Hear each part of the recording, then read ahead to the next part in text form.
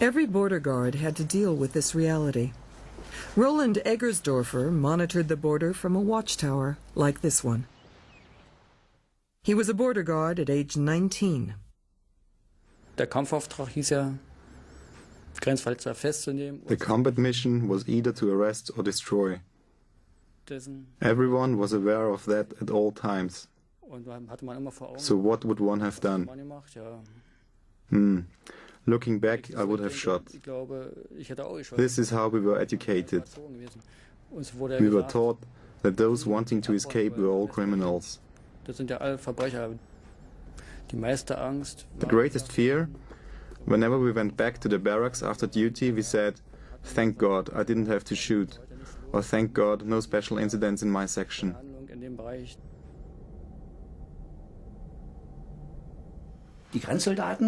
The border guards didn't want to have to shoot. The guards started thinking, what else can I build into this wall? Alarms, telephone installations, public address systems. All these ideas were developed by the guards themselves, and their ideas were presented to the Minister for National Defense. He looked at them and said, "Good, we can do that." Or, "No good, we can't do that." The wall rapidly evolved. Many buildings close to it were demolished, and the wall was fortified with a hinterland fence, usually about 150 feet behind it. The space between became the death strip. A few openings in the wall let small numbers of people and cars through between the two halves of the city. Checkpoint Charlie was an American border crossing point. Today, at the site of Checkpoint Charlie, a museum records the strange history of the wall.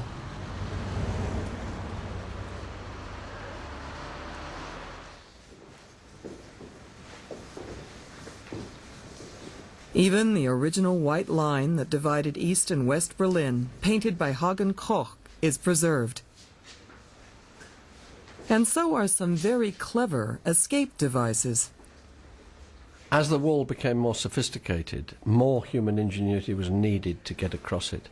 Some escapers converted an Isetta, an Italian bubble car, by tinkering with the engine, tinkering with the fuel tank to make it much smaller, just enough to get a human being concealed in it. Because it was so small and so cramped, the East German border guards waved it through because it was clearly impossible to hide a human being in it, and they were wrong because it was used several times. To avoid the border guards altogether, groups of students started tunneling under the death strip. It was not easy, as tunnel organizer Hasso Herschel recalls. It is quite difficult to do, because the tunnel requires a certain depth. It has to go under building foundations and below the sewer system, 12 to 18 feet deep. You could only do that with the help of a lot of people. Around 48 work on our tunnel. There was a core of about 8 to 12, but we always had the support of other students. More than one tunnel was dug. Tunneling was such a large undertaking that some individuals specialized in raising money. Men such as Wolfgang Kochrow, who started fundraising by approaching a ministry in the West German government. I could help with 30,000 marks, and this money I get from the Ministry of Family and Refugee. Then we need money for technical things, for electric lines. They need gas mask, they need police blue flashlights, walkie-talkies, and so on. The tunnel was 3 feet high and 2 feet wide. 10 students live there in the tunnel for 1 week or 10 days, sleeping there, eating there, working there. Lookouts were posted, and the comings and goings of tunnelers minimized to avoid arousing suspicion. The tunnel was open for 2 nights, and at least 57 people came through the tunnel, and so the name Tunnel 57. All the tunnels under the wall followed the same pattern. They were dug from West Berlin to the east, because nobody could have kept tunnel building secret in the heavily patrolled border areas of East Berlin. And after the initial hole was dug, they headed upwards to make the job of bringing out the spoil easier by creating a downhill run for it. Hasso-Herschel worked on Tunnel 29. We had started digging in the west in the premises of an old empty factory. The basements were big and were no longer being used. There was only one entrance. The owner handed us the keys and said, "Go ahead, guys, I know nothing." Ich weiß von nichts.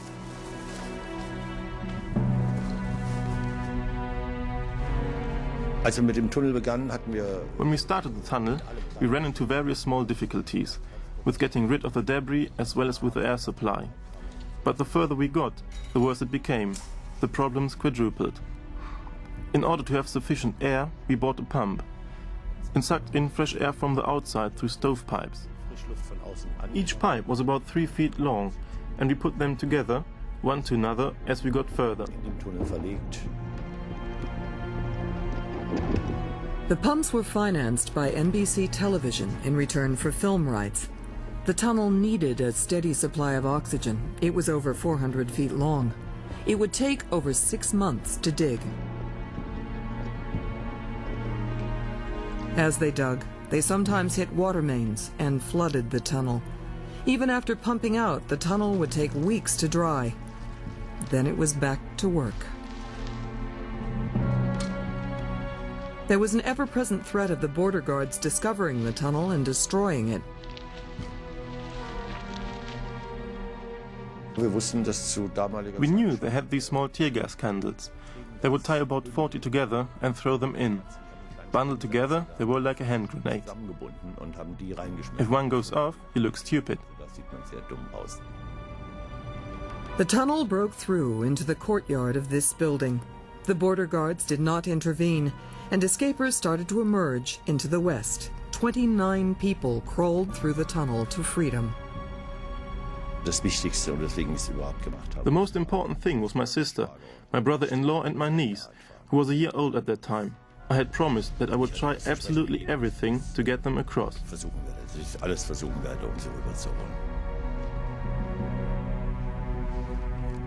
Once the friends and relatives of the tunnelers had made it through, they sealed Tunnel 29. But even as the last people climbed out, the East German government was developing new machines to find tunnels under the wall. Das Interessante ist ja, in dieser Bernauer Straße hat es Anfang der 60er. The interesting thing is that in Bernauer Straße at the beginning of the 1960s there were tunnels. And these documents contain the order that a searching device for tunnels should be developed, capable of finding holes and cavities in the ground. Die mit der Aufgabe, die Aufklärung von Tunnelanlagen und anderen Hohlräumen, diese werden nicht. Such a machine was never put into service. Tunneling stopped in the middle of the 1960s because the death strip was constantly being widened. So they had to dig increasingly long tunnels.